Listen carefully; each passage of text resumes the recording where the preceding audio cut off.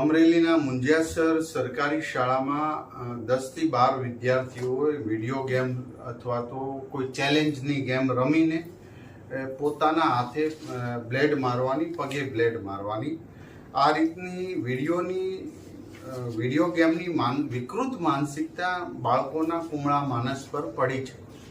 જ્યારે આ ઘટના થઈ ત્યારે અમારા જિલ્લા શિક્ષણ અધિકારી દ્વારા તાલુકાના જિલ્લા શિક્ષા વિભાગ દ્વારા વાલીઓ સાથેનું અને વિદ્યાર્થીઓને ઠપકો આપીને વાત 8 દિવસ પહેલા પૂર્ણ થઈ ચૂકી.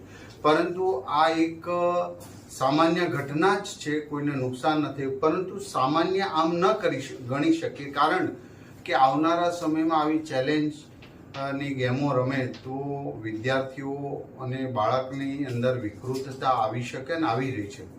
તો ચોક્કસ પ્રકારે આને એક સ્ટડી કેસ તરીકે અમે કરીને અન્ય શાળાઓને આ વાત જણાવીશું. વાલીઓને વિનંતી છે કે બાળકોને મોબાઈલ આપવો નહીં ને ગેમ રમતા હોય ગમે એટલા તોફાન કરે, ધમપછાડા કરે, પણ ધીરે ધીરે આવી ગેમો અને મોબાઈલથી વણગલ દૂર રાખવું. આત્મહત્યા, કૂદી જવું, આવા બધા ચેલેન્જો બાળકો આપે છે અને એના હિસાબે જે હારી જાય એ બ્લેડથી પોતાના શરીર ઉપર ઘાવ કરે છે, પગ ઉપર કરે છે, જે જીતી જાય એ દાંત હસતો હોય છે.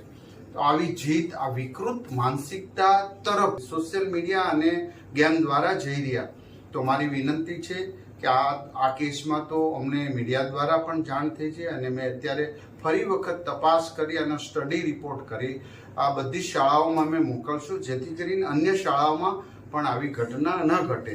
તો વાલીઓ પણ, શિક્ષકો પણ પહેલા મોબાઈલ છોડી મેદાન અપનાવે, ત્યારે જ બાળકો અપનાવશે. આવો સૌ સાથે મળીને આપણે આવી ઘટનાને કોઈ પોલિટિકલ અંજામ નહીં, પણ આપણું બાળક છે, ગુજરાતના દરેક બાળકો આ રીતે વૈચારિક સમૃદ્ધ બને એ હેતુસર તમામ લોકો આપણે આગળ આવીએ અને આવા પ્રશ્નો સોલ્યુશન માટે સૌ પ્રયાસ કરીએ.